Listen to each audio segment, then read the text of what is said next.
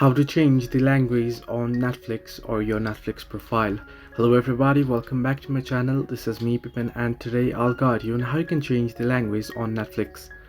Now the process itself is quite simple and quite easy, so let me guide you through.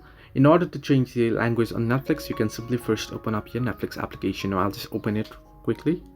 Now once you open up Netflix and once you head over to profile, what you want to do is you want to tap on the My Netflix option at the bottom right corner of your screen. Once you tap on it here, you want to simply tap on your profile at the top here, at the profile picture of your profile. Once you tap on it there, you can see various options here. Switch profiles at the bottom. You want to simply tap on manage profiles option at the very bottom.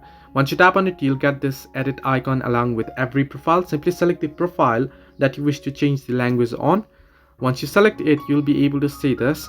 Here you can see display language option. You can tap on it, and from here you'll be able to change the language on Netflix. So this way you can change the language on Netflix. Hope this helped you. Do like and subscribe, and do not forget to leave a comment down below if you have any further issues.